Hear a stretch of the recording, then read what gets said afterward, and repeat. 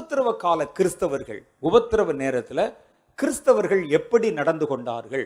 நாம் வேதாகமத்தில் சொல்லப்பட்ட கிறிஸ்தவர்களை முன்மாதிரியாய் வைப்பதுதான் சிறப்பான பலன்களை நமக்கு தரும். அதான் அங்கீகரிக்கப்பட்ட கிறிஸ்தவர்கள். அது இடைப்பட்ட காலத்தில் எத்தனையோ கிறிஸ்தவர்கள் நீங்க பார்த்துருக்கலாம், அல்லது நமக்கு முன்னோடிகளாக யாரையாவது பார்த்துருக்கலாம். அதை விட வேதத்தில் ஆவியானவர் எழுதி வைத்த கிறிஸ்தவர் இருக்கிறாங்க பாருங்க, அவங்க தான் ரொம்ப ஜெனுயின். அதனால நம்ம முன் அடையாளமாக உபத்திரவ கால கிறிஸ்தவர்களை குறித்து வேதம் என்ன சொல்லுகிறது, யார் யார் எப்படி நடந்து கொண்டார்கள் என்று நாம் அதை தெரிந்து கொள்ள வேண்டும். உபத்திரவங்களை சந்திக்கவே சகிக்கவே நாம் நியமிக்கப்பட்டிருக்கிறோம் என்று 1 தெசலோனிக்கேயர் புஸ்தகம் 3வது அதிகாரத்தில் பவுல் சொல்லுகிறார். 3ல அவர் 1 தெசலோனிக்கேயர் 3வது அதிகாரம் இந்த 3வது வசனம், இப்படிப்பட்ட உபத்திரவங்களை சகிக்க நாம் நியமிக்கப்பட்டிருக்கிறோம் என்று அறிந்திருக்கிறீர்களே. நமக்கு உபத்திரவம் வரும் என்று நான் உங்களிடத்தில் இருந்தபோது உங்களுக்கு முன்னறிவித்தோம், அப்படியே வந்து நேரிட்டதென்றும் அறிந்திருக்கிறீர்களே. உபத்திரம் வரும் என்று முன்னறிவித்தோம். அப்ப முன்னறிவிச்சு வருகிற உபத்திரம். ஆகையால் இனி நீங்கள் பொறுத்திருக்க கூடாமல் எங்கள் வேலை வீணாய் போகத்தக்கதாக சோதனைக்காரன் உங்களை சோதனைப்படுத்தி விட்டதுண்டோ என்று உங்கள் விசுவாசத்தை அறியும்படி நான் தீமோத்தேயுவை உங்களிடத்தில் அனுப்பினேன். இப்பொழுது தீமோத்தேயு உங்களிடத்தில் வந்து, இவருக்கு என்னன்னா, நம்ம ஏற்கனவே சொல்லித்தான், கர்த்தர் ஏற்கனவே வெளிப்படுத்தித்தான் இந்த உபத்திரவம் அவர்கள் வந்திருக்கிறது. ஆனா இவர்கள் அதை மறந்து உபத்திரம் வந்தது நிமித்தம் சோர்ந்து விட்டார்களோ அல்லது பொறுமை இழந்து விட்டார்களோ என்று பார்த்து வருவதற்கு தீமோத்தேயுவை நான் அனுப்பினேன்.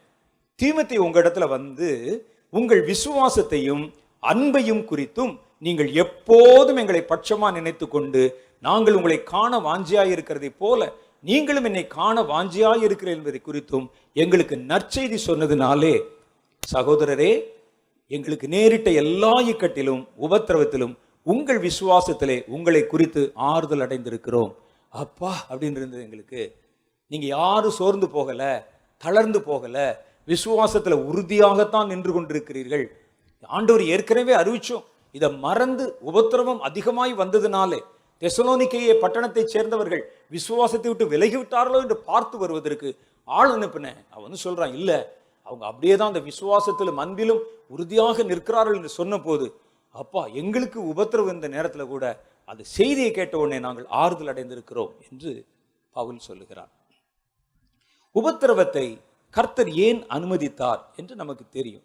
வேதத்தில் இன்னும் சில காரியங்கள் சொல்லியிருக்கிறது.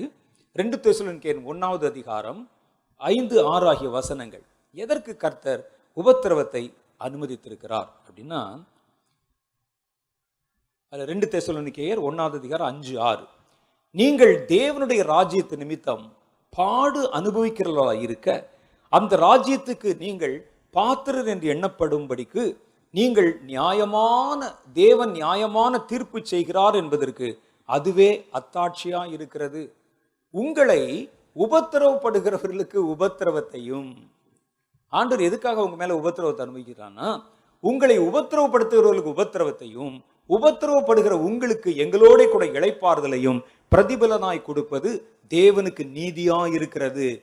ஏன் உங்களை உபத்திரவப்பட வைக்கிறாங்கன்னா, இந்த உபத்திரவப்படுத்துற பொல்லாதவன் இருக்கிறான் பாருங்க, அவனுடைய பாவத்தை பரிபூர்ணமாக்குவதற்கு அவனுக்கு ஒரு சந்தர்ப்பம் கொடுத்து உங்களை தொடுறதுனால அவன் மேல வரக்கூடிய தண்டனையை அவன் பூர்ணமாக்கி கொள்வதற்காக கர்த்தர் வச்சிருக்கிறாராம். அதுதான் நீங்க அந்த வசனத்தை படிச்சு பாருங்க, அதுதான் அர்த்தம்.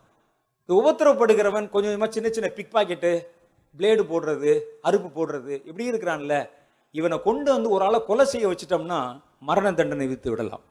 இல்லாவிட்டால் பெயில்ல வெளியே வந்துருவான், ஒரு 6 மாசத்துல வெளியே வந்துருவான். கர்த்தர் பார்த்தார், உபத்திரப்படுத்த பொல்லாதவன் இருக்கான் பாருங்க, அவனுடைய பொல்லாங்கு நிறைவாய் வந்தாதான் அவன் தப்பித்துக் கொள்ள முடியாதபடி சாத்தானுக்கும் அவன் தூதர்களுக்கும் வைத்திருக்கிற நியாய தீர்ப்பின் தண்டனையில பெரிய துன்பத்தை அனுபவிப்பான்.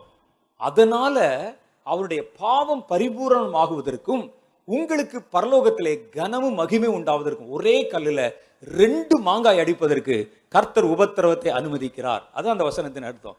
உங்களை உபத்திரவப்படுத்துகிறவர்களுக்கு உபத்திரவத்தையும், உபத்திரவப்படுகிற உங்களுக்கு எங்களோட கூட இளைப்பாறுதலையும் பிரதிபலனாய் கொடுப்பது தேவனுக்கு நீதியாய் இருக்கிறதே என்று சொல்லப்பட்டிருக்கிறது. இவருடைய பாவத்தை பரிபூர்ணம் வைக்கணும்னா ஒரு கர்த்தருடைய பிள்ளையை தொட வச்சிடணும். தொட்டுட்டான்னா அவன் மேல வருகிற தண்டனை தப்பவே முடியாத தண்டனை மாத்திரம் இல்ல, கொடூரமான தண்டனை அவனுக்கு உண்டாகும். அதனால்தான் உபத்திரவப்படுகிறவன் உபத்திரவத்தை பூர்ணப்படுத்துவதற்கு கர்த்தர் இந்த காரியத்தை வைத்திருக்கிறார் அப்படின்னு வேதம் சொல்லு. உபத்திரவங்கள் வரும்போது ஏன் நம்ம பயப்படுறோம்? ஏன் உபத்திரவ காலங்கள் வரும்பொழுது முதல் நூற்றாண்டு கிறிஸ்தவர்கள் யாரும் உபத்திரவத்தை பற்றி பயந்த மாதிரியே தெரியல. அப்படி யாராவது தெரியுதா பாருங்களேன். பயப்படலை யாரும். அவர்கள் அதை சந்தோஷமாய் சகித்து கொண்டார்கள். வாளால் அறுக்கப்பட்டார்கள், கொலையுண்டார்கள் சந்தோஷமா. அப்ப அவர் இதுக்கு ஒரு காரணம் சொல்றாரு. நல்ல ஒரு காரணம். நீங்கள் இதை கவனமாய் வைத்துக் கொள்ளணும், குறிப்பு வச்சுக்கோங்க. எபிரேயரின் புஸ்தகம் 10வது அதிகாரம் 32, 35 ஆகிய வசனங்கள். ஒரு மனுஷன் ஏன் உபத்திரவத்தை பார்த்து பயப்படுறான் அப்படின்னா அதுக்கு ஒரு அடையாளம் இருக்குதான், அதுக்கு ஒரு காரணம் இருக்கு. என்ன சொல்லுகிறார்? 32 சொல்றாரு, எடுத்துட்டீங்களா? எபிரேயர் 10வது அதிகாரம் 32, 35. முந்தின நாட்களை நினைத்துக் கொள்ளுங்கள். நீங்கள் பிரகாசமாக்கப்பட்டிருந்த அந்த நாட்களில் உபத்திரவமாகி மிகுந்த போராட்டத்தை சகித்தீர்களே. அப்படின்னு என்ன அர்த்தம்? பிரகாசமாய் ஒரு மனிதன் தேவனால் பிரகாசமாக்கப்பட்டிருந்தால் உபத்திரவத்தை சந்தோஷமாய் சகித்துக் கொள்வான். ஒரு மனுஷனுக்குள்ள பிரகாசம் குறைஞ்சிச்சுன்னா அவன் உபத்திரவத்தை பார்த்து பயப்படுவான், உபத்திரவத்தை தவிர்ப்பதற்கு முயற்சி பண்ணுவான், உபத்திரவத்திலிருந்து தப்பித்துக் கொள்வது யோசிப்பான். அப்படின்னா என்ன அர்த்தம்னா பிரகாசம் குறைஞ்சிருச்சு. சபையில் இன்னைக்கு பிரகாசம் இல்லை, ஆகவேதான் உபத்திரவத்தை குறித்து பயம் வந்து விட்டது. பயப்படுறோம். விசுவாசிகளிடத்தில் பிரகாசம் இல்லை, பயப்படுகிறோம். ஒரு மனிதனுக்கு மரணத்தை குறித்து எப்போ பயம் வரும்? அவனுக்குள்ளே பிரகாசம் இல்லை என்றால் பயம் வரும். இன்னைக்கு செத்தா நாளைக்கு எங்க போவோம் தெரியாது. ஆனா பாருங்க, பிரகாசமாய் உள்ளவன் மரணத்தை வாஞ்சிக்கிறான். மரணத்தை அவர் பவுல் சொல்லுகிறார், நான் இந்த பூமியிலே பாரமுள்ள கூடாரத்தை சுமந்து தவிக்கிறேன், இவ்விடத்திலிருந்து பரலோகத்துக்கு போக எனக்கு ஆசை உண்டு, எப்படா போகணும்னு காத்திருக்கிறேன். ஆனா கர்த்தர் இன்னும் எனக்கு கொஞ்சம் வேலை வச்சிருக்கிறதுனால தான் நான் இங்க பல்ல கடிச்சுக்கிட்டு இருக்கிறேன். இந்த கூடாரத்தை விட்டு நான் அவ்விடத்துக்கு போக வாஞ்சியாய் இருக்கிறேன். மரணத்தை வாஞ்சித்தார்கள். யாரு? பிரகாசமா இருக்கிறவனுக்கு தெரியும், இன்னைக்கு நான் கண்ணை மூடனா நாளைக்கு எங்கே கண்ணை திறப்பேன். அது தெரியாதவ இருக்கான் பாருங்க. ஒருவேளை போனாலும் போவேன், ஒருவேளை எங்கேயாவது போனாலும் போவேன், கட்டினாலும் கட்டிடுவான். ஒருவேளை பாதி பரலோகத்துக்குள்ள போய் மீதி நரகத்துக்குள்ள வெந்தாலும் வேகும். மேலே இருக்கிற வயிற்றுல இருந்து மேல் வரைக்கும் மேலே வந்து நல்ல ஏசியில கால்லாம் நெருப்புல இருந்தாலும் இருக்கும், இதுல பாதி அதுல பாதி அப்படின்னு சந்தேகம் இருக்கிற அந்த பிரகாசம் குறைஞ்சால் இருக்கான் பாருங்க, அவனுக்கு தான் பயம் வரும். நீ நல்ல ஒரு காரியம் சொல்றாரு, முந்தின நாட்களை நினைத்துக் கொள்ளுங்கள், நீங்கள் பிரகாசமாக்கப்பட்டிருந்த அந்த நாட்களிலே உபத்திரவமாகி மிகுந்த போராட்டத்தை சகித்தீர்களே. நிந்தைகளாலும் உபத்திரவங்களாலும் நீங்கள் வேடிக்கையாக்கப்பட்டதும் அல்லாமல் அப்படி நடத்தப்பட்டவர்களுக்கு பங்காளிகளுமானீர்கள்.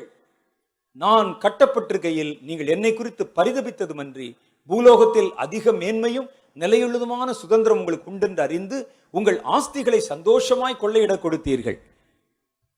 ஆகையால் மிகுந்த பலன்களை தருவதற்கு ஏதுவான உங்கள் மன தைரியத்தை விட்டுவிடாதிருங்கள் என்கிறார். முதல்ல பிரகாசமா இருந்தபோது தைரியமா இருந்தீங்களே, உங்க ஆஸ்தியெல்லாம் கொள்ளையிட கொடுத்தீங்களே, கட்டப்பட ஒப்பு கொடுத்தீங்களே, இப்ப என்னாச்சு? தைரியம் குறையுது, பிரகாசம் குறையுது, கர்த்தர் உனக்கு தந்த வெளிச்சம் குறைகிறது. ஆகவே சூழ்நிலைகளை பார்த்து பயப்படுகிறாய். அந்த பிரகாசத்தை மன தைரியத்தை விட்டு விடாதிருங்கள். இன்னும் கொஞ்சம்தான், இது போயிடும். நமக்கு நிரந்தரமான நிலையான ஒரு வீடு பரலோகத்தில் இருக்கிறது என்று கர்த்தர் சொல்லுகிறார். அல்லேலூயா. அப்ப நம்ம தெரிஞ்சுக்கிறோம், நம்ம ஏன் பயப்பட்டோம், நம்ம ஏன் இவ்வளவு கதறணும், வந்துருமோ என்று ஏன் நினைச்சோம். நமக்குள்ள பிரகாசம் குறைந்திருக்கிறது. ஏனென்றால் ஒரு மனிதனுக்கு பிரகாசம் இருக்கும்போது அவன் நினைப்பான், இக்காலத்தின் பாடுகள் இனி வரக்கூடிய தேவனுடைய ராஜ்யத்தில் வரக்கூடிய பலனுக்கு ஒப்பிடத்தக்கன அல்ல, இனி வரக்கூடிய பலன்களுக்கு இது ஒப்பிடத்தக்கனவை அல்ல. அந்த நம்பிக்கை அவனுக்கு இருக்கும். அதனால சாக துணிந்தார்கள். ஆகவேதான் அவர்கள் கட்டப்பட ஒப்பு கொடுத்தார்கள். கை கால்கள் கட்டப்பட்டு, கால்கள் தொழுமரத்துல காலையும் சேர்த்து கட்டி இப்படி போட்டிருக்கான், கை அப்படி கட்டி போட்டிருக்கிறாங்க. ஒருத்தன் பாட்டு பாட முடியுமா? அடிச்சு அந்த தொழுமரத்துல கட்டி பவுலையும் சீலாவையும் ராத்திரில கட்டி வச்சிருக்கிறாங்க. அப்படியே ரத்தம் வடிந்து கொண்டிருக்கிறது. கை கால்கள் கட்டப்பட்டு, அந்த காலத்து விலங்குகள், அதை பத்தி நான் பேசியிருக்கிறேன் ஒரு இதுல. அந்த காலத்து விலங்கு, அவர் பிலிப்பு எழுதின நிருபத்துல சொல்லுவார், கையெழுத்தாய் நான் எவ்வளவு எழுதியிருக்கிறேன் என்று பாருங்கள் என்று. நான் யோசிச்சுவோம், கையெழுத்தா எழுதுறதுல என்னங்க இருக்கு பெரிய விஷயம்? எல்லாருமே அப்பா அந்த காலத்தில் எல்லாரும் கையெழுத்தா தான் எழுதுனாங்க. மோசே கையெழுத்தா தான் எழுதினார். அந்த காலத்தில் கம்ப்யூட்டரை வச்சு டைப் படிச்சுக்கிட்டு இருந்தோம். அல்ல டைப்பிங் மிஷின் இருந்ததா? என்ன இருந்தது? இது ஏன் இவ்வளவு சொல்லுகிறார் என்று சரித்திரத்தை படித்து பார்த்தா, பிலிப்பு எழுதின நிருபத்தை எழுதும்போது பவுல் சிறையிலே இருக்கிறார். என் கைகள் கட்டப்பட்டிருக்கிறது என்று சொல்லுகிறார். நம்ம சும்மா சாதாரண கையை கட்டுறோம்னா ஏதோ ஒரு கையத்தை வச்சு கட்டுறோம்னு நினைக்கிறோம். இல்லை, அவர்களை கட்டி வைத்திருந்த விலங்கு, அவர்களை கட்டி வச்சிருந்த அந்த அந்த அந்த விலங்கு பிரிட்டிஷ் அருங்காட்சியகத்தில் இன்னும் பார்வைக்கு வைக்கப்பட்டிருக்கிறது. பிரிட்டனில் இருக்கு. அது இவ்வளவு பெரிய, மொத்தமாக ஒரு பெரிய ஒரு இரும்பு வளையம், ஒரு மனிதனுடைய கைதான் உள்ள போகும், சங்கிலி போட்டு கட்டியிருப்பாங்க. அந்த வளையத்துக்குனுடைய உள் வட்டத்தில், உள் பகுதியில் கூர்மையான இந்த பற்கள் போல ஒரு தேளுடைய கொடுக்கு எப்படி இருக்கும் அந்த ஷேப்ல பிளேடு மாதிரி கூர்மையா, குண்டூசி மாதிரி கூர்மையா அப்படியே வச்சிருப்பாங்க. வளைச்சு கையை அப்படி உள்ள வச்சு மாட்டி விட்டா அது அப்படியே இருக்கும். இந்த கையை லேச அசைச்சிங்கன்னா அது சதைக்குள்ளே போய்விடும். சதையை கிழிக்க ஆரம்பிச்சிடும், ரத்தம் வந்துடும். இப்படி வச்சு கட்டி வச்சிருப்பாங்க. உள்ளுக்குள்ள பார்த்தா அப்படி முள்ளு முள்ளா இருக்கும். தேள் கொடுக்கு மாதிரி முனை கூர்மையா இருக்கும். அது அப்படி உள்ள இருக்கும். நீங்க பார்க்கலாம், இப்போ கூட நீங்க போய் உங்களுடைய இன்டர்நெட்ல போட்டு பாருங்களேன், அந்த ஹேண்ட் கப் எப்படி இருக்குன்னு. அவருடைய படம் இருக்கு, அதை பாருங்க. கையதுக்குள்ள மாட்டி இப்படி மாட்டி வச்சிருப்பாங்க. இப்போ இதை வச்சு எழுதணும். எழுதுனா என்ன நடக்கும் யோசிச்சு பாருங்க. எழுதி பாருங்க, கை எவ்வளவு அசைக்கிறது என்று பாருங்கள். அப்போ ஒவ்வொரு எழுத்து எழுத நான் என் கையை அசைக்கும் பொழுதும் அதுல இரத்த துளிகள் அந்த அந்த நான் எழுதின லிகிதத்திலே, கடிதத்திலே விழுவும். அப்படியே மற்ற எல்லாருக்கும் தான் எழுதினேன். ஏன் அதை சொல்றேன்? நீ படிக்கும்போது பார்க்குற ஆங்காங்கே இரத்த திட்டுகள். இப்படி கையெழுத்தாய் எவ்வளோ எழுதியிருக்கிறேன் பாரு. பயந்தான் அந்த ஆளு. யோசிச்சு பாருங்க. கையையும் காலையும் கட்டி அவர்களை போட்டு சவுக்கில் அடிச்சு தொழுவில் ஏறக்குறைய நிர்வாணமாக கட்டி வைப்பாங்க. கால் அப்படி மேலே கட்டி, கையை மேலே கட்டி. இவர் சொல்றாரு பக்கத்தில் ஷீலாவை பார்த்து, பாடுவோமாப்பா? சரி ரைட்டு, என்ன செய்யறது, தூக்கம் வரல, சரி வா பாடுவோம், கர்த்தரை துதிப்போம். யார் பாட முடியும்?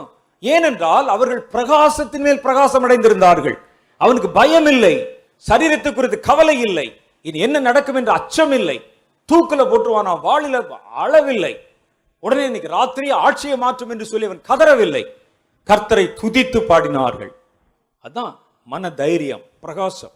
அந்த பிரகாசம் குறையும் பொழுதுதான் பயம் பெருகிறது நமக்கு. இது வேதம் நமக்கு காட்டுகிற ஒரு ஃபார்முலா, ஒரு சத்தியம். உன் பிரகாசம் குறைஞ்சிருச்சு, எப்படி கண்டுபிடிக்கலாம்? நீ உலகத்தின் காரியங்களை பார்த்தும் அச்சுறுத்தலை பார்த்து பயப்பட ஆரம்பிச்சின்னா உனக்குள்ள இருக்கிற பிரகாசம் குறைஞ்சிருச்சப்பா. பிரகாசம் அதிகமா இருந்தா பயப்படவே மாட்டான். இயேசுவை சிலுவையிலே அறைய பிடிக்க வருகிறாள் சொன்ன இயேசு அந்த ஆளுக்கு வர்ற மாதிரி தெரியுது, நான் ஓடி ஒளிஞ்சுக்கிறேன் இல்லைன்னு சொல்லி சொன்னாரா? யாரை தேடுகிறீர்கள் என்று போய் கேட்டார். அதுதான் இயேசு. அவர் பிரகாசம், அவர் ஒளி, வெளிச்சம். உலகத்தில் வந்து எந்த மனிதனையும் பிரகாசிப்பிக்கிற ஒளி. அப்ப வேதம் அப்படி சொல்லுகிறது. உபத்திரவ காலம் வரும். கர்த்தர் சொன்னார், எழுப்புதலுக்கு முன்னால ஒரு குறைந்த அளவிலே உபத்திரவ காலம் வரும். அது கோதுமையை சுளைகளை புடைப்பதை போல மனிதர்களை புடைக்கும், ஊழியக்காரனை புடைக்கும், விசுவாசிகளை புடைக்கும், சபைகளை புடைக்கும். அதுல கடைசியில தேர்ற 120 பேர், 120 பேர் உண்மையிலே 120 இல்ல, ஒரு சின்ன கூட்டம், அவர்களை கொண்டுதான் கர்த்தர் எழுப்புதலை ஸ்தாபிக்க போகிறேன் என்று நமக்கு வாக்குத்தத்தம் பண்ணி இருக்கிறார். முதல் நூற்றாண்டு எழுப்புதலும் இதே தான் செஞ்சாங்க, அப்படிதான் நடந்தது. அப்ப இந்த உபத்திரவ காலம் வரும்பொழுது, எழுப்புதல் பரவும் பொழுது கூட மேல உபத்திரவம் இருந்தது. அப்பதான் நான் யோசித்து பார்த்தேன், இவ்வளவு உபத்திரவ காலம் வந்தும் அந்த எழுப்புதல் பரவும் போதும், எழுப்புதல் நடக்கும் போதும் யாருமே இந்த உபத்திரவத்தை பற்றியெல்லாம் ஒன்றும் கவலைப்பட்ட மாதிரி தெரியல. ஏரோதை மாத்துங்கன்னு சொல்லி அதுக்காக உபவாசம் பண்ணல, அகிரிப்பாவை மாத்துங்கன்னு சொல்லி அதுக்காக ஜெபம் பண்ணல, ரோம சாம்ராஜ்யத்தை மாத்துங்கன்னு ஜெபம் பண்ணல. அவர்கள் கர்த்தருடைய சுவிசேஷத்தை குறித்து பாரப்பட்டு ஜெபம் பண்ணாங்க. அது அறிவிக்கப்படணுமே, போகணுமே, போராடணுமே. நான் ஏற்கனவே சொன்ன மாதிரி இருளில் தான் வெளிச்சத்துக்கு மதிப்பு, இருளில் தான் விளக்குக்கு வேலை அதிகம். வெளிச்சத்திலே ஒளி அலட்சியம் பண்ணப்படும். உண்மைதானே? வெளிச்சம் இருக்குன்னு சொன்னா விளக்கு அலட்சியம் பண்ணப்படும், இருள்ல தான் அது கனம் பண்ணப்படும். அதனால்தான் கர்த்தர் இப்ப இருளுள்ள சூழ்நிலை வைத்து வெளிச்சத்தை பரவ வைப்பதற்கு அவர் சித்தம் வைத்திருக்கிறார். அல்லேலூயா. அதான் கர்த்தர் சொல்றார். இப்ப இந்த உபத்திரவ கால கிறிஸ்தவர்கள் வேதத்துல எப்படி நடந்து கொண்டார்கள் என்று நம்ம பார்க்க போறோம். முதல் காரியம், அப்போஸ்தலருடைய புஸ்தகம் 4வது அதிகாரம் 17வது வசனத்திலிருந்து சில வசனங்கள். அப்போஸ்தலர் 4:17 சில வசனங்கள். ஆகிலும் இது அதிகமாய் ஜனத்துக்குள்ளே பரம்பாதபடி இது முதல் ஒருவரோடும் இந்த நாமத்தை குறித்து பேசக்கூடாது என்று அவர்களை உறுதியாய் பயமுறுத்த வேண்டும் என்று சொல்லிக்கொண்டு கவர்மெண்ட் வெளியே வாசல்ல இருந்த வியாதியஸ்தன் சுகமாக்கப்பட்டு விட்டான், நடக்க முடியாம சுகமாக்கப்பட்டான்.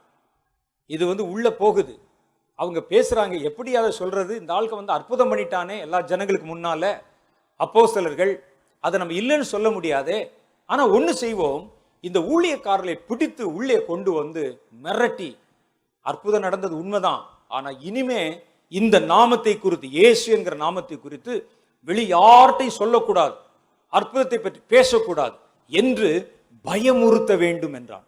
உபத்திரவ காலத்தில் வருகிற முதல் உபத்திரவம் பயமுறுத்துதல். பேசக்கூடாது, ஞான ஸ்நானம் கொடுக்கக்கூடாது, சொல்லுவாங்க பாருங்க, ஞான ஸ்நானம் கொடுக்கக்கூடாது, வெளியே டிராக்ஸ் கொடுக்கக்கூடாது, பயமுறுத்தல், பயமுறுத்துவாங்க. மத பிரச்சாரம் பண்ணக்கூடாது, மற்றவர்களுக்கு சொல்லக்கூடாது. மதத்தின் பெயரால உலகம் முழுவதுமே மதத்தில் சொல்லப்பட்ட காரியங்களை செய்வதற்கு யாரும் தடை செய்வதில்லை, பயமுறுத்துவாங்க. இங்க பாருங்க, அவர்கள் உறுதியாய் பயமுறுத்த வேண்டும் என்று பேசிக்கொண்டு அவர்களை அழைத்து, அப்போஸ்தலர்களை அழைத்து, இயேசுவின் நாமத்தை குறித்து எவ்வளவும் போதிக்கவும் பேசவும் கூடாது என்று அவர்களுக்கு கட்டளையிட்டார்கள். பேதுருவும் யோவானும் அவர்களுக்கு பிரதியுத்தரமாக, தேவனுக்கு செவி கொடுக்கிறதை பார்க்கிலும் உங்களுக்கு செவி கொடுப்பது தேவனுக்கு முன்பாக நியாயமா இருக்குமோ? ஏயா, நீ போடுற சட்டத்தை கீழ்ப்படியணுமா? எங்களுக்கு சொன்ன கடவுளுடைய வார்த்தை கீழ்ப்படியணுமா? அது எப்படி நியாயமா இருக்கும் என்று நீங்களே நிதானித்து பாருங்கள் என்றான். நாங்கள் கண்டவைகளையும் கேட்டவைகளையும் பேசாமல் இருக்கக்கூடாதே. ஏன்னா எங்களுக்கு எங்க தலைவர் சொல்லியிருக்கிறாரே, நீ கண்டதையும் கேட்டதையும் குறித்து பேசாமல் இருக்கக்கூடாது, நீ பயமுறுத்தினால் நாங்கள் அதெல்லாம் கேட்க மாட்டோம் என்று மன தைரியத்தோடு இருந்தார்கள். அல்லேலூயா. எந்த சூழ்நிலையிலையும் கர்த்தர் உங்களுக்கு கொடுத்த கட்டளையை மாத்திரம் செய்யாதபடிக்கு நீங்க சட்டத்தை காட்டியோ பயமுறுத்தலை பார்த்தியோ பயந்துராதீங்க. அவருடைய பயமுறுத்துதல் தேவன் செய்ய சொன்ன காரியத்தை செய்யக்கூடாதுன்னு சொல்லி பயமுறுத்தினாங்களாம். அப்ப சொன்னாங்க, தேவனுக்கு முன்பாக தேவனுக்கு கீழ்ப்படியாம உனக்கு கீழ்ப்படிறது எப்படியா கர்த்தருக்கு முன்னால் நியாயமா இருக்கும்? நாங்கள் கண்டவைகளையும் கேட்டவைகளையும் குறித்து பேசாமல் இருக்கக்கூடாது என்றார்கள். அதுதான் எங்களுக்கு கொடுத்த சட்டம், கொடுத்த கட்டளை.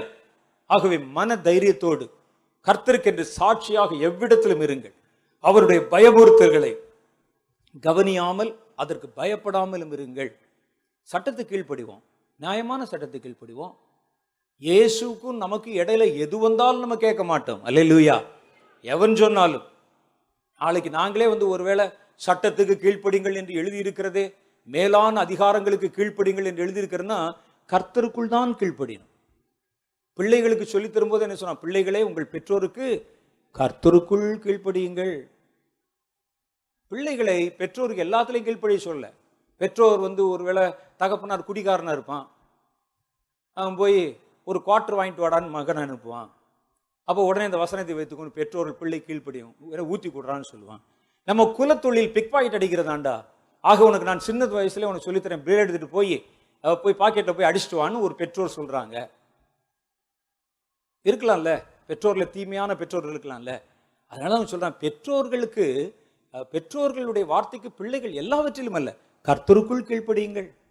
அதிகாரங்களுக்கு கர்த்தருக்குள் கீழ்ப்படியுங்கள். கர்த்தரை விட்டு பிரிக்கிற எதுவா இருந்தாலும் எதிர்த்து நில்லுங்கள். அல்லேலூயா. கர்த்தரை விட்டு ஏதாவது ஒன்று பிரிக்கிற மாதிரி வந்துச்சுன்னா, அது யாரா இருந்தாலும் சரி, தகப்பனாய் இருந்தாலும் சரி, தாயாய் இருந்தாலும் சரி, எதிர்த்து நில்லுங்கள். தேவனுடைய கிறிஸ்துவின் அன்பை விட்டு எங்களை பிரிப்பவன் யார்? அந்த நேரத்தில் யாராவது உங்களுக்கு சொல்லி தருவாங்க, மேலான அதிகாரங்களுக்கு கீழ்ப்படிங்கள் என்று எழுதியிருக்கிறதே. அதனால அவங்க அப்படிதான் சொல்லுவாங்க. கொஞ்சம் அடக்கி வாசிங்க, வெளியே யார்ட்டையும் சொல்லாதீங்க, மனசுக்குள்ளேயே ஜெபம் பண்ணிக்கிங்க. பாருங்க, அன்னாள் ஜெபம் பண்ணும்போது வாய் மாத்திரம் அசைஞ்சு சத்தமே கேட்கல, அப்படியே ஒரு மாதிரி முறுமுறுன்னு ஜெபம் பண்ணிட்டு அப்படி போங்க, மைக்கு தான் அமைத்திருங்க அப்படின்னு சொல்லுவான். நாங்களே சொன்னாலும் சொல்லுவோம். நாளைக்கு நீங்க என்ன செய்யுங்கன்னா, கர்த்தருக்குள் கீழ்ப்படியுங்கள். அல்லேலூயா.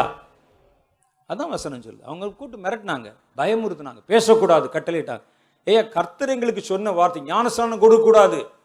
ஆனா வேதம் நமக்கு சொல்லுகிறது, பிதா குமாரன் பரிசுத்தாவின் நாமத்தினாலே அவர்கள் ஞானஸ்நானம் கொடுத்து, அப்ப கர்த்தர் சொன்னதுக்கு தான் நாங்கள் கீழ்ப்படிவோம். அதில் உறுதியாயிருங்கள், உங்கள் மன தைரியத்தை விட்டு விடாதிருங்கள் என்று சொல்லுகிறது. அல்லேலூயா.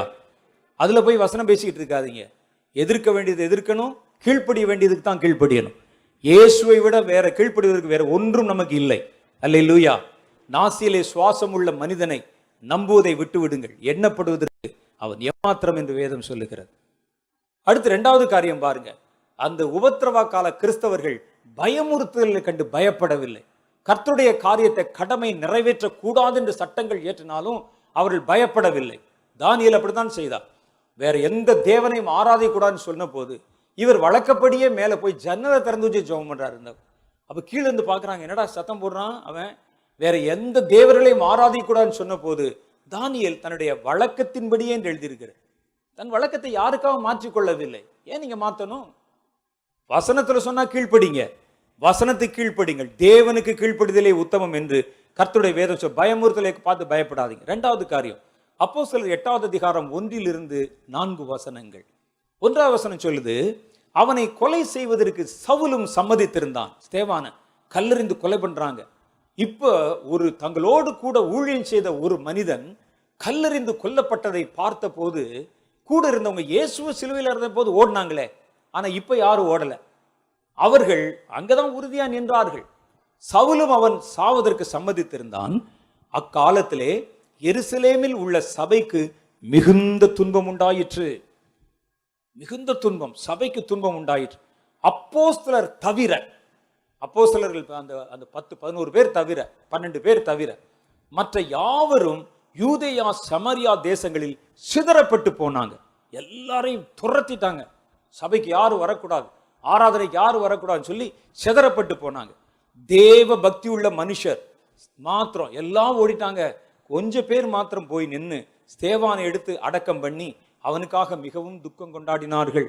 சவுல், நம்மால் பவுல், சவுல் வீடுகள் தோறும் நுழைந்து புருஷரையும் ஸ்திரீகளையும் இழுத்து கொண்டு போய் காவலில் போடுவித்து சபையை பாழாக்கி கொண்டிருந்தான். பவுல் மனம் திரும்பாத அந்த நேரத்தில், ஸ்தேவான் மரித்த நேரத்தில் வீடுகளுக்குள்ளாம் உள்ள போனார். சபைக்குள்ள ஆராதனைக்குள்ள மாத்திரம் இல்லை, கிறிஸ்தவ வீடுன்னு சொன்னா உள்ள போயிடுவார். போய் புருஷரையும் ஸ்திரீகளை இழுத்து கொண்டு போய் ஜெயிலில் போட்டு சபையை பாழாக்கி கொண்டிருந்தான். சபையெல்லாம் பாழாக்கி சிதறி போனவர்கள் எங்கும் திரிந்து சுவிசேஷத்தை பிரசங்கம் பண்ணினார்கள். உபத்திரவ கால கிறிஸ்தவன் சிதறி போனாலும் சுவிசேஷத்தை விட்டு விடக்கூடாது. இதுதான் கர்த்தர் நமக்கு சொல்லி கொடுத்தார். இருட்டு வரும்போதுதான் நீ வெளிச்சத்தை தீவிரமா எடுத்துக்கொண்டு கொண்டு போகணும். சிதறி போனவர்கள் எங்கும் திரிந்து சுவிசேஷத்தை பிரசங்கித்தாங்க. அவன் போனது சிதறி போயிருக்கிறான். அடுத்த நேரம் சாப்பாடு எங்கு வரும் தெரியாது, எங்க தூங்க போறோம் தெரியாது, எதிர்காலம் என்ன தெரியாது. சிதறி போனவங்கன்னா தகப்பன் ஒரு பக்கம், தாய் ஒரு பக்கம், பிள்ளை ஒரு பக்கம், ஸ்கேட்டர் ஆகி போயிடுவாங்க முழுசா. யார் எங்க இருக்கான்னு தெரியாது. இவன் மனம் பதறி இருக்கணும், சோர்ந்து இருக்கணும். இயேசுவை ஏற்றுக்கொண்டு எனக்கு என்னையா கிடைச்சிச்சு, கடைசியில் பாருங்க இருந்த வீடு போச்சு, மனைவி போயிட்டா, பிள்ளை போச்சு, செதறி போய் தனியா அநாத மாதிரி நிக்கிறேன்னு சொல்லி கவலைப்படாமல் அவர்கள் எங்கும் திரிந்து சுவிசேஷத்தை பிரசங்கம் பண்ணினார்கள். நாமளா இருந்தா என்ன செய்வோம்? பக்கத்தில் ஒரு 10 பேர் சொல்லாருந்தா சொன்னனே போகாத போகாத, வாரம் இங்கேருந்து பஸ்ஸை பிடிச்சி உபவாசத்துக்கு போகாத, ஜெபத்துக்கு போகாத, கொஞ்சம் அப்படி இருந்துக்கலாம், பார்த்துக்குருவோம், எழுப்புதல் வரும்போது போய் கைதட்டினா போதும் அப்படிலாம் சொன்னனே கேட்டியா? ஒரு குரூப் சொல்லுவாங்க. இன்னொரு குரூப்பு எல்லாம் போச்சு, இயேசு நிமித்தம் வீடுகளுக்குள்ள போய் பிடிச்சி இழுத்து கொண்டு இந்த ஆள் ஜெயிலில் கொண்டு போய் போட்டு சபையெல்லாம் பாழாக்கி கட்டடத்தெல்லாம் உடைச்சு. உங்களுக்கு பாருங்க ஒரு வரியில போட்டுருச்சு. நீங்க வீட்டில் அப்படி கற்பனை பண்ணி பாருங்க எப்படி பாழாக்கி இருப்பார் இந்த ஆளு. தீ வச்சு உடைச்சு குதிரைகளை விட்டு ஏவி அடிங்கடா அப்படி அடிச்சு காவலில் இழுத்து கொண்டு போய் பெண்களெல்லாம் கூட இழுத்து கொண்டு போய் ஜெயிலில் போட்டு அடிச்சு சபையெல்லாம் போய் எல்லாம் ஓடி செதறி போய் யாரும் நிற்கக்கூடாது, ஓடு ஓடு ஓடுன்னு துரத்தி எல்லாரும் ஓடினவனுடைய மனநிலை எப்படி இருக்கும்? ஓடுறவனுக்கு தான் தெரியும். ஓடினவனுடைய மனநிலை எப்படி இருக்கும்? உட்கார்ந்து பார்த்தா நமக்கு தெரியுமா? ஓடுறான், பயப்படுறான், செதறி போயிட்டான். செதறி போனால் என்றால் என்ன அர்த்தம்? குடும்பம் போறது இல்லை, தனித்தனியா போயிடுறது. செதறி போனவனுக்கு எத்தனை கேள்வி இருக்கும் மனசுல.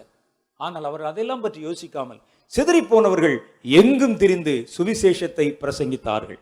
சுவிசேஷ பாரம் ஒன்றுதான் அவருடைய இருதயத்தை அழுத்தி கொண்டே இருந்தது. மனைவி என்ன ஆனாள், பிள்ளை என்ன ஆனாள் கவலை இல்லை, சுவிசேஷம் என்ன ஆகிறது அதான் அவங்களுக்கு கவலை. அதான் முதல் நூற்றாண்டு கிறிஸ்தவர்கள். அவன் பயப்படலை, அவன் எதை பற்றியும் கவலைப்படலை. அவர்கள் அதற்காக.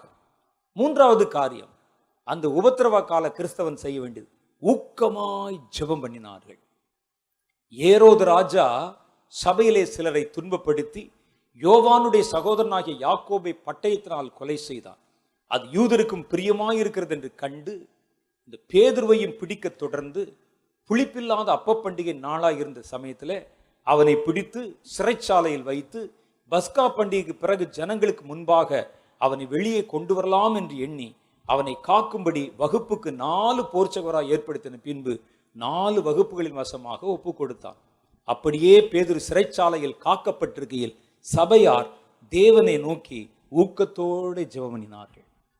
இந்த உபத்திரவ நேரத்தில் ஜெபம், ஒரு பக்கம் ஜெபம், ஒரு பக்கம் சுவிசேஷம் அறிவு. அவன் எந்த கடமையிலையும் அவன் குறை வைக்கவே இல்லை. ஜெபம் பண்ணுங்கள், ஊக்கமாய் ஜெபம். இப்பதான் ஜெபம் பண்ணணும். இந்த நேரத்தில் தளர்ந்துடக்கூடாது. ஜெபம் பண்ணினார்கள். ஊழியம் எங்கேயும் குறைஞ்சிடக்கூடாது. ஊழியக்காரர்கள் கஷ்டத்தோட போய் ஜெயிலில் இருக்கிறாங்க, காவலில் இருக்கிறாங்க, கொலை செய்யப்படுறாங்க, வீடுகள் எடுக்கப்படுகிறது, எரிக்கப்படுகிறது, துரத்தப்படுகிறார்கள். ஜெபம் பண்ணுங்கள், உபத்திரவத்திலே ஜெபம் பண்ணுங்கள். அதான் சொல்றாங்க. முதல்ல பயமுறுத்தலை பார்த்து பயப்படாதீங்க. 2வது சுவிசேஷத்தை தீவிரமாய் பிரசங்கியுங்கள்.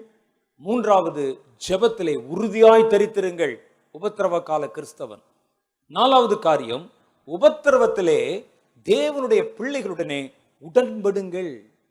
உபத்திரவம் வந்துருச்சுன்னு சொன்னே சும்மா கடிதம் போட்டு அப்படிதான் இருக்கும், பார்த்துக்க, என்னைக்குன்னே போட்டு கொடுத்துறாத, காட்டி கொடுத்துறாதுன்னு சொல்லாத. உபத்திரவப்படுகிறனோடனே போய் உடன்படுங்கள். நில்லுங்க, நீங்களும் அவனோட போய் உபத்திரவத்துக்கு பங்காளிகளாக.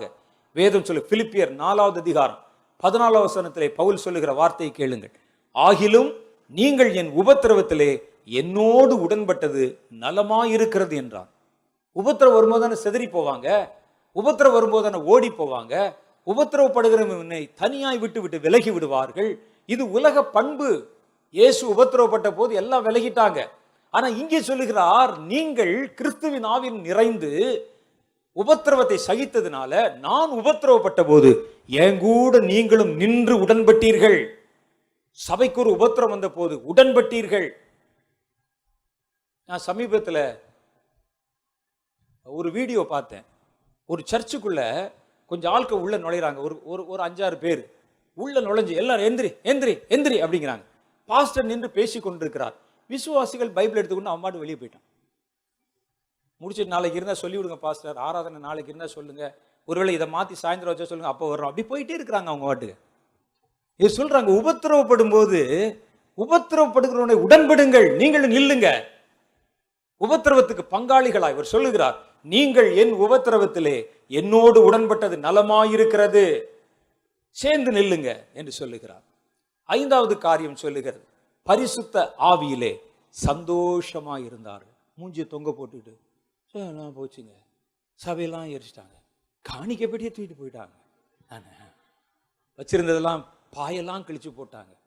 சந்தோஷமா இருங்கள் என்று சொல்லுகிறது. அப்படிதான் இருக்கும், அது இயற்கை. நான் அவங்கள கேலி செய்யலை, அப்படிதான் இருக்கும். மன வருத்தமாக தான் இருக்கும், பார்க்கும்போது அது துன்பம்தான், துக்கம்தான். ஆனால் சொல்லுகிறது, பரிசுத்த ஆவியிலே சந்தோஷமா இருங்கள், கர்த்தரை விடாமல் பின்பற்றுங்கள். 1 தெசலோனிக்கேயர் புஸ்தகம் 1வது அதிகாரம் 6, 7 ஆகிய வசனங்கள் சொல்லுது பாருங்க. நீங்கள் யார, அந்த உபத்திரவ கால கிறிஸ்தவர்கள் எப்படி இருந்தாங்கன்னு பவுல் காட்டுகிறார்.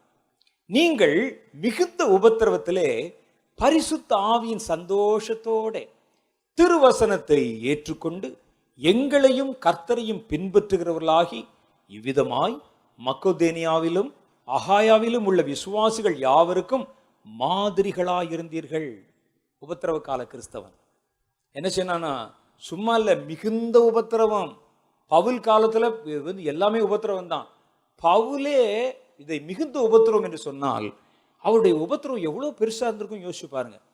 நீங்கள் மிகுந்த உபத்திரவத்திலே பரிசுத்த ஆவியின் சந்தோஷத்தோடு திருவசனத்தை ஏற்றுக்கொண்டு வசனத்திற்கு சாட்சியாய் வாழ்ந்து எங்களையும் கர்த்தரையும் பின்பற்றுகிறவர்களாகி, உபத்திரவத்தில் சும்மா இருக்கும்போது எவனும் செய்யலாம், உபத்திரவத்தில் செய்து இந்த விதமாய் உங்களை வச்சு நான் மற்றவங்களுக்கு சாட்சி சொல்ற மாதிரி நீங்கள் முன்மாதிரிகளாய் இருந்தீர்களே. மக்கோதேனியா மாசிடோனியாவில் இருந்தவங்களுக்கும் அகாயாவில் இருந்தவங்களுக்கும் உங்களை நான் எடுத்துக்காட்டா சொல்ற மாதிரி இருந்தீர்கள் என்கிறார். அதான் கிறிஸ்தவ வாழ்க்கை.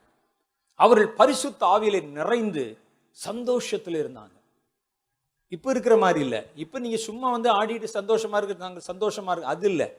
இவர்கள் உபத்திரவத்திலே சந்தோஷம் அடைந்து திருவசனத்தை விடாப்பிடியாய் பிடித்து கொண்டு உபத்திரவ கால கிறிஸ்தவன் அதுக்கப்புறம் என்ன செய்தானா, எங்களையும் கர்த்தரையும் பின்பற்றுகிறவர்களாகி நீங்கள் முன்மாதிரிகளாய் இருந்தீர்கள். அதான் உபத்திரவ காலத்தில் ஒரு கிறிஸ்தவன் நடந்து கொள்ள வேண்டிய விதம். அடுத்த காரியம் பாருங்க, 6வது காரியம் 2 தெசலோனிக்கேயரின் புஸ்தகம் 1வது அதிகாரம் 4, 5 ஆகிய வசனங்கள் சொல்லுகிறது. என்ன செஞ்சாங்களாம், நீங்கள் சகிக்கிற சகல துன்பங்களிலும் உபத்திரவங்களிலும் உங்கள் பொறுமையும் விசுவாசத்தையும் காண்பிக்கிறதும் அல்லாமல் உங்களை குறித்து நாங்கள் தேவனுடைய சபையிலே நீங்கள் காண்பிக்கிறது நிமித்தம் உங்களை குறித்து நாங்கள் தேவனுடைய சபையிலே மேன்மை பாராட்டுகிறோம்.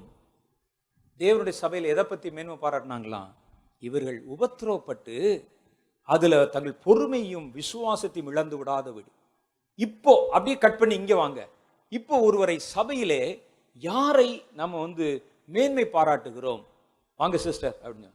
இந்த அம்மா என்ன செஞ்சாங்கன்னா, நம்ம சபை கட்டடத்துக்கு கிட்டத்தட்ட 40,000 ரூபாய் காணி கொடுத்துருக்குறாங்க, எல்லாம் கைதட்டுங்கள். ஆனா அவங்க என்ன சொன்னாங்க தெரியுமா, பாருங்க இந்த மனிதனுக்கு கை வளைஞ்சிருக்க, இயேசுவினுடைய சுவிசேஷத்தை சொன்னதற்காக அவன் கையை முறுக்கி ஒடிச்சாங்க. எல்லாம் மேன்மை பாராட்டி கர்த்தருக்கென்று அவன் பொறுமையும் விசுவாசத்தையும் அதை குறித்து தான் மேன்மை பாராட்டினாங்க.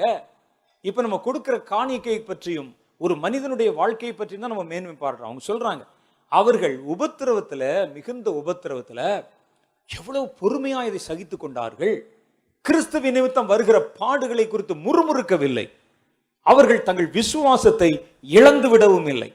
அவர்கள் உங்களை குறித்து நாங்கள் தேவனுடைய சபையிலே மேன்மை பாராட்டுகிறோம். அந்த ஆட்களை பார்த்தீங்களா, தெசலோனிக்கே பட்டணத்தை சேர்ந்தவங்களை பார்த்தீங்களா, எவ்வளவு உபத்திரம் வந்துச்சு, போராட்டம் வந்துச்சு. இந்த போராட்டத்துக்கு நடுவில் அவர்கள் இன்றைக்கும் உறுதியாய் நின்று காரியங்களை எப்படி நிறைவேற்றினார்கள் என்று சொல்லி உங்களை நாங்கள் மேன்மை பாராட்டி சாட்சி கொடுக்கிறோம். தெசலோனிக்கேல என்னைக்கோ செஞ்ச சாட்சியை இன்னைக்கு நம்ம உட்கார்ந்து பேசிட்டு இருக்கோம் பாருங்க. அதை தேவனுடைய வேதத்திலே குறிச்சு வச்சாங்க பாருங்க. நான் இன்றைக்கு தெசலோனிக்கேயன் பட்டணத்தின் பொறுமையை குறித்து இன்னைக்கு வரைக்கும் நம்ம சாட்சி சொல்றோம். ஏன்னா அவர்கள் மிகுந்த உபத்திரவத்திலே காத்து கொண்டார்கள். அடுத்த காரியம் பாருங்க, எல்லாரும் தங்களுடைய நல்ல நன்மையிலிருந்து, வளத்திலிருந்து, செழிப்பிலிருந்து கொடுப்பாங்க. இவர்கள் உபத்திரவப்பட்டாலும் ஊழியம் தளர்ந்து விடாதபடி உதாரத்துவமாய் காணிக்கை கொடுத்தாங்களாம். ஒரு குரூப் யாரு பார்க்கலாம். அவங்க சொல்றாங்க, மிகுந்த உபத்திரவத்திலே நீங்கள் சோதிக்கப்படுகையில் கொடிய தரித்திரமுடையவராயிருந்தும் தங்கள் பரிபூர்ணமான சந்தோஷத்திலே மிகுந்த உதாரத்துவமாய் கொடுத்தார்கள். மேலும் அவர்கள் தங்கள் திராணிக்கு தக்கதாகவும் தங்கள் திராணிக்கு மிஞ்சியும் கொடுக்க தாங்களே மனதுள்ளவர்களாய் இருந்தார்கள் என்பதற்கு நாங்கள் சாட்சியாய் இருக்கிறோம். தங்கள் உபகாரத்தையும் பரிசுத்தவான்களுக்கு செய்யப்படுகிற தம் ஊழியத்தின் பங்கையும் நாங்கள் ஏற்றுக்கொள்ளும்படி அவர்கள் எங்களை மிகவும் வேண்டிக் கொண்டார்கள். மேலும் நாங்கள் நினைத்தபடி மாத்திரம் கொடாமல் தேவனுடைய சுத்தத்தினாலே அவர்கள் முன்பு தங்களை தாங்களே கர்த்தருக்கும் பின்பு எங்களுக்கும் ஒப்பு கொடுத்தார்கள். அவங்க தன் உதாரத்துவமான காணிக்கைகளினாலே கர்த்தருடைய ஊழியத்தை தாங்கினார்கள். அப்ப இதை வச்சு நம்ம நல்லா ஓவரால் படிச்சு பார்த்தா, மேலே என்ன மாறினாலும், ஆட்சி என்ன மாறினாலும், சூழ்நிலை என்ன மாறினாலும், கவர்மெண்ட் என்ன மாறினாலும், இவர்கள் எதை பற்றியும் கவலைப்படவே இல்லை. சுவிசேஷம் அறிவிக்கிறவன் அறிவிச்சுட்டே இருந்தான், ஊழியம் செய்துட்டே இருந்தான், விசுவாசத்தின் பொறுமையை காத்துக்கொண்டே இருந்தான், கர்த்தருடைய ஊழியத்தை தாங்குகிறவன் தாங்கி கொண்டே இருந்தான், போகிறவர்கள் போயிட்டான், எதுவுமே நிக்கல, நடந்தது. அதே தான் இன்னைக்கு கர்த்தர் எதிர்பார்க்கிறார். ஏன் பயப்படுகிறீர்கள்? என்ன பண்ணிடுவான்? இருள் வருகிறது, ஏன் பயப்படுகிறீர்கள்? உபத்திரவ காலத்துல தான் எழுப்புதல் வந்தது. உபத்திரவ காலத்துல தான் உண்மையான கிறிஸ்தவர்கள் எழும்பினாங்க. உபத்திரவ காலத்துல தான் உண்மையான ஊழியக்காரர்கள் எழும்பினார்கள். இந்த நாட்களில் வந்த ஊழியக்காரர்களை பார்த்து நமக்கு ஆச்சரியமா இருக்கும்.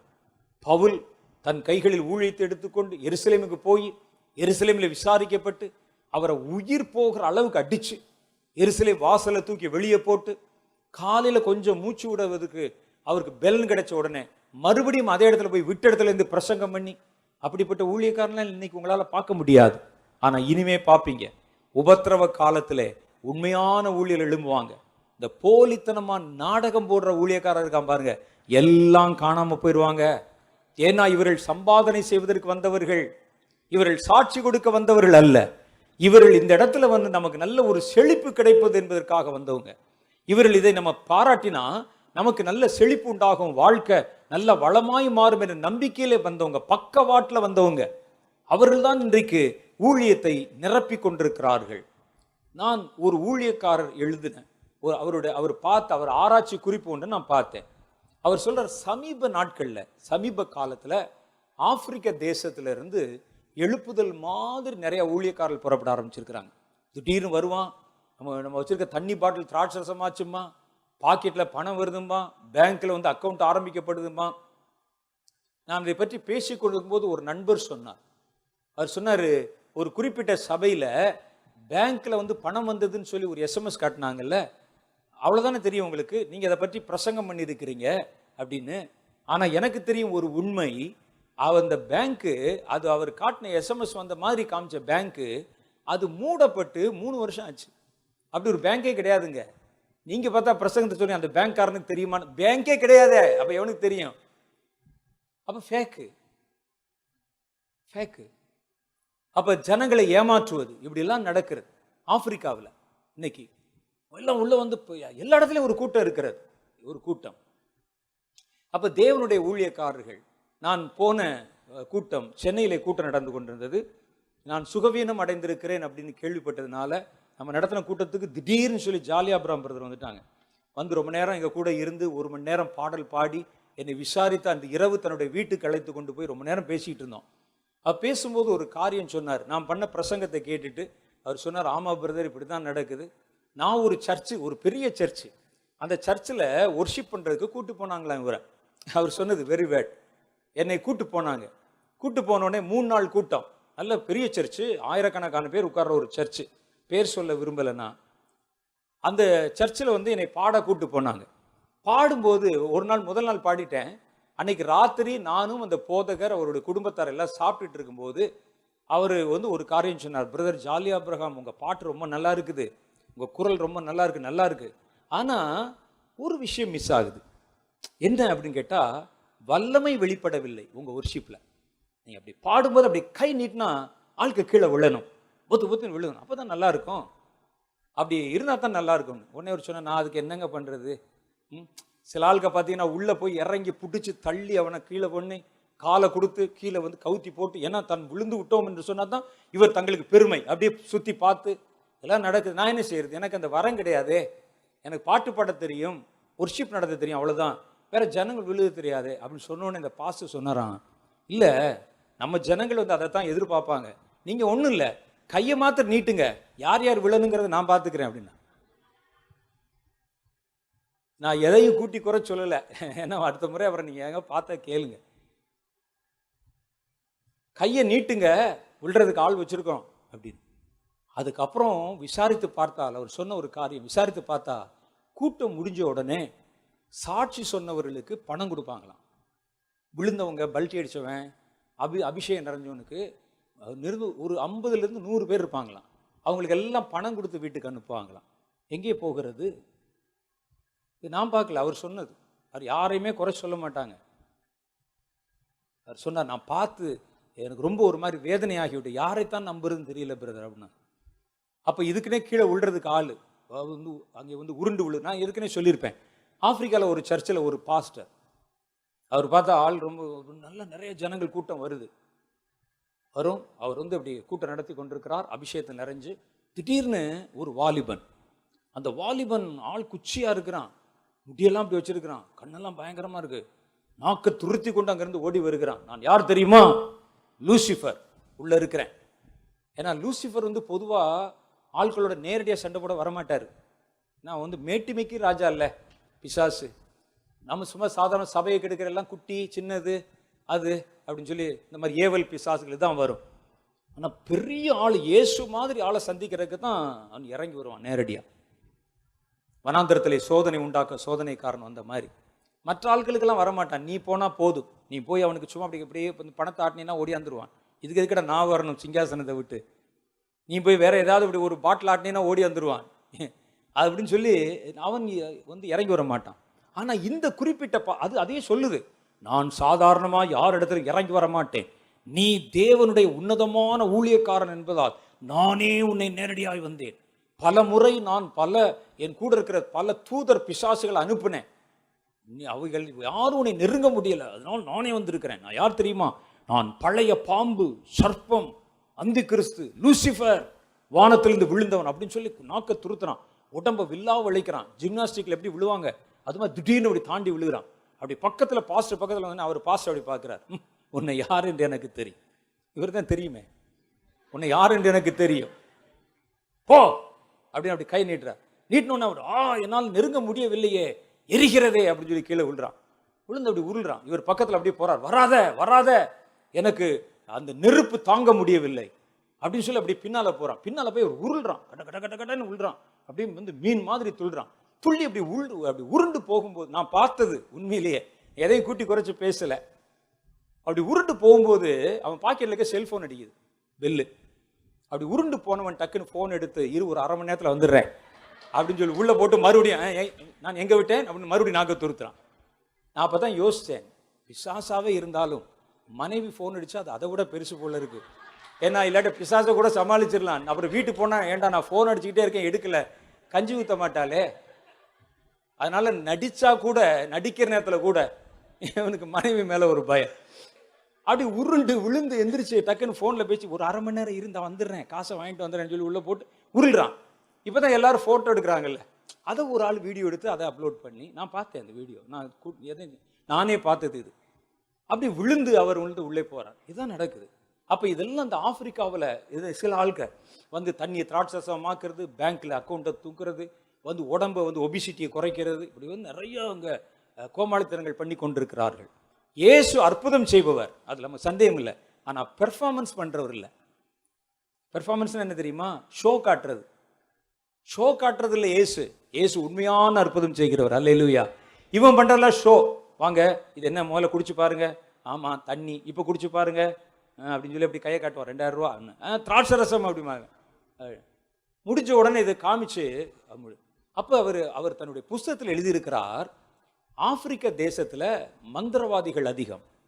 இந்த ஊடு என்கிற ஒரு மந்திரவாதம் உலகத்துல ரொம்ப ஃபேமஸ் மந்திரவாதிகள் உள்ள இருக்கிறாங்க. அவர்கள் பலர், அவங்க வந்து அரசியல்ல பில்லிசுன்னு வைக்கிறல இந்த மாதிரிலாம் இருப்பாங்க. அவர்கள் ஒரு சின்ன சின்ன குடிசையை போட்டுக்கொண்டு உள்ள அந்த எலும்பு மாலைகள் வைத்துக்கொண்டு எப்போ பார்த்தாலும் மந்திரவாதம் பண்ணிட்டு இருப்பாங்க. இவர்களை தேடி பல அரசியல் தலைவர்கள் கூட வருவாங்களாம். வந்து அவங்ககிட்ட குறி கேட்கறது, பில்லிசுனி வைக்க சொல்றது, பிசாசுடைய காரியங்களை செவிய வைப்பது போன்ற காரியங்களை அவங்க செய்வாங்க. அப்ப இந்த மாதிரி அவர்கள் நடத்தி கொண்டிருக்கிற போது திடீரென்று அவங்களுக்குள்ள இப்ப என்ன ஒரு மாற்றம் வந்திருக்குன்னா, நம்ம என்னதான் குறி சொல்லி என்னதான் அற்புதங்கள் உள்ளே வந்து மேஜிக்கெல்லாம் பண்ணா கூட நமக்கு வெளி உலகத்துல மரியாதை இல்லையே. சாம்பலை பூசிக்கிட்டு எலும்பு மாலையை போட்டுக்கிட்டு அப்படிதான் இருக்கோம் அப்படின்னு மாறி, இப்ப இவங்க அப்படியே கன்வெர்ட் ஆகி நிறைய பேர் கோட் சூட் போட்டு கிறிஸ்தவ உலகத்திலே புகுந்திருக்கிறார்கள். கிறிஸ்தவர்களோடு கிறிஸ்தவர்களாக ஊழியக்காரர்கள் என்ற போர்வையில உள்ள நுழைஞ்சிருக்கிறாங்க. இது ஒரு அமெரிக்காவில் ஒரு ஊழியக்காரர், நல்ல ஒரு ஊழியக்காரர் ஆராய்ச்சி பண்ணி எழுதின ஒரு புத்தகத்தில் இருக்கு. அவங்க உள்ளே நுழைந்து தாங்கள் கற்றுக்கொண்ட ஊடு மந்திரங்களை மேடையில பண்றாங்க ஜனங்களுக்கு நடுவில். ஏன்னா அவங்க மந்திரவாதம் பண்ணுகிற நேரத்தில் ஓலை குடிசையில் உட்கார்ந்து சாம்பிராணி புகைக்கு நடுவில் இருந்தான். இப்போ பார்த்தீங்கன்னா மேடையிலே வண்ண விளக்குகளுக்கு நடுவில் கோட் என்ன, சூட் என்ன, கார் என்ன, பங்களா என்ன, பணம் என்ன, மரியாதை என்ன, மரியாதைக்கு மரியாதை, இங்கே உள்ள அற்புதத்துக்கு அற்புதம், அந்த பிசாசுகளை வைத்து குறி சொல்வது, ஊழியம் செய்வதுன்னு வந்திருக்கிறாங்க. அர்ச்சுனா நீங்க கவனிச்சு பார்த்தீங்கன்னா ஆப்பிரிக்க தேசத்திலிருந்து வருகிற ஊழியக்காரர்கள் சாட்சி சொல்லுவோம் பாருங்க. நாங்கள் என்னுடைய தகப்பனார் ஊடு மந்திரவாதின்னு சொல்வார். அது பிறகு நான் எடுத்து பார்க்குறேன், கிட்டத்தட்ட ஒரு 20 பேருடைய சாட்சியில நாங்கள் ஊடு மந்திரவாதி, எங்க அப்பா வந்து இந்த மாதிரி ஒரு மந்திரவாதியா இருந்தாரு, நாங்க வந்து மந்திரவாதம் பண்ணினவர்கள், மனம் மாறி வந்திருக்கிறேன்னு சொல்லி தான் சொல்றாங்க நிறைய பேர். அப்ப இந்த மாதிரி பக்க வழியிலே உள்ளே புகுந்து ஜனங்களை திடுக்கிட பண்ணி திகைக்க பண்ணி, இதெல்லாம் இன்னைக்கு வரக்கூடிய புதிய கலாச்சாரம். கர்த்தர் ஒரு எழுப்புதலை தேசத்துல கொண்டு வரணும் அப்படின்னு சொன்னா அந்த தேசத்துல முதல்ல சுத்திகரிப்பு வரணும். இந்த பணத்துக்கு வந்தவனெல்லாம் முதல்ல கர்த்தர் துரத்தணும். கர்த்தர் அந்த பண ஆசை உள்ளவன் ஆலயத்துக்குள்ள நுழைஞ்ச உடனே கர்த்தர் அப்பத்தான் வன்முறையை, உபத்திரவத்தை கையாண்டார். அல்லேலூயா. அங்க போய் பிரசங்கம் பண்ணல. ஓ காசுக்காரரே கேளுங்க, கேட்க மாட்டான்னு தெரியும் அவருக்கு. புறா விற்கிறவர்களை கேளுங்கள், இது தேவனுக்கு விரோதமான பாவம், வெளியே போன்னு சொன்னா போக மாட்டான். அது ஒரே வழி, இவன்ட்ட பேசுறது வழி இல்ல, கயிற்றிலே சவுக்கு எடுத்து போட்டா தான் கேட்பான். ஆகவே கர்த்தர் இந்த முறை கயிற்றிலே சவுக்கு எடுத்து விட்டார். தன் சபையை சுத்திகரிக்க போகிறார். எழுப்புதலுக்கு கோதுமையை சுளைகளை புடைக்கிற மாதிரி புடைக்க போறார்.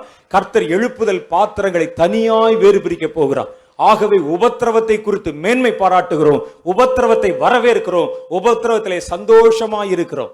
கர்த்தர் எதிர்பார்க்கிற நல்ல தலைமுறை எழுப்புதல் வரப்போகிறது. இது அப்படியே விட்டுட்டீங்கன்னா கள்ளர்களும் கொள்ளைக்காரர்களும் பொல்லாதவர்களும் நிறைஞ்சிருக்கிற இதே சூழ்நிலையில எழுப்புதல் வந்தால் ஜனம் என்னாகும் என்று யோசித்து பாருங்கள். என்ன ஆவாங்க?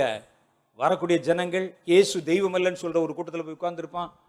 அவன் புகை போட்டு டான்ஸ் ஆடுறதுல போய் ஆடிக்கிட்டு இருப்பான். கர்த்தர் எழுப்ப எழுப்ப இவங்க ஒரு பக்கம் அவங்கள கரப்படுத்தி கொண்டே இருப்பாங்க. அப்ப கர்த்தர் முதல்ல என்ன செய்யணும்? ஃபில்டர் போடணும். எல்லாரும் உள்ள வந்துடக்கூடாது. அது சரியானவைகள் மாத்திரம்தான் வரணும். பரலோகம் அப்படித்தான். பரலோகம் கண்ட குப்பையெல்லாம் ஏற்றுக்கொள்ளாது. தெரியுமா உங்களுக்கு?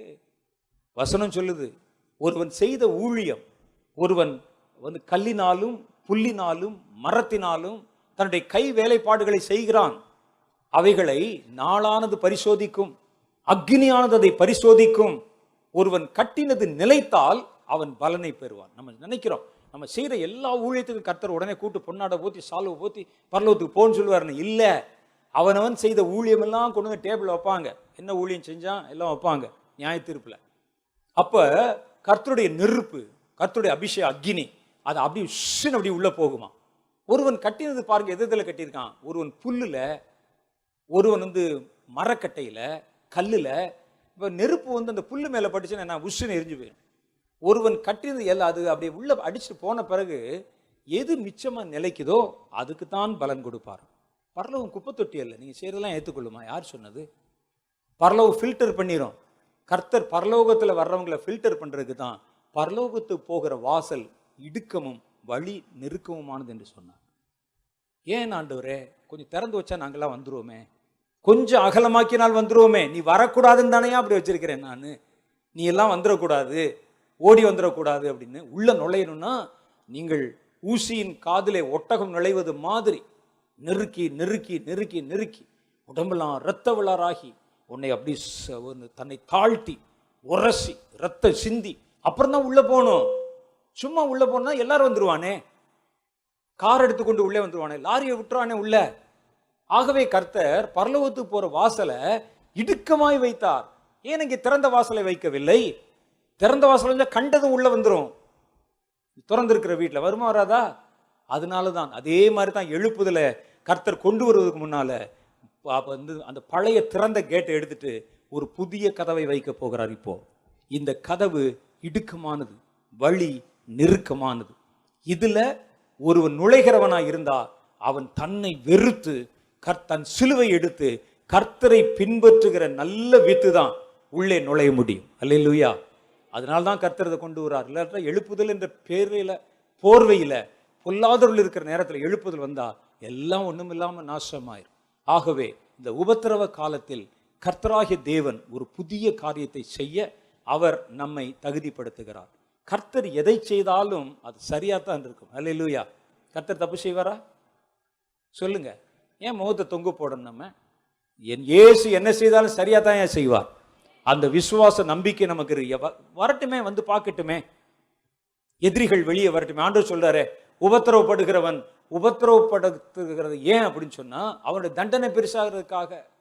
அவன் வெளியே வருகிறான்னு சொன்னா அவன் அழிவதற்காக. அவன் தொட வருகிறான் என்றால் அழிவதற்காக. கோலியாத்து வெளியே கொண்டு அவன் வெளியே புறப்பட்டு வந்தது எதற்காக? சாக போறதுக்கு, அழிக்கப்பட போவதற்கு. அதுதான். அப்ப கர்த்தர் ஒரே கல்ல ரெண்டு மாங்கா. ஆகவே இந்த எழுப்புதல் தேவன் விரும்புகிற எழுப்புதலாக இருக்கணும்னா இதுதான் வழி. ஆகவே உபத்திரவத்தில் சந்தோஷமாயிருங்கள், உங்கள் காரியங்களை நிறைவேற்றுங்கள். உபத்திரவ கால கிறிஸ்தவர்களை போல நீங்கள் உங்களை தகுதிப்படுத்திக் கொள்ளுங்கள். அவர்கள் ஆவிலே நிறைந்திருந்தார்கள். எத்தனை உபத்திரவத்தையும் அவர்கள் பொறுமையாய் சகித்தார்கள். அந்த பலனை நம்பிக்கை கர்த்தர் நமக்கு தரப்போகிறார்.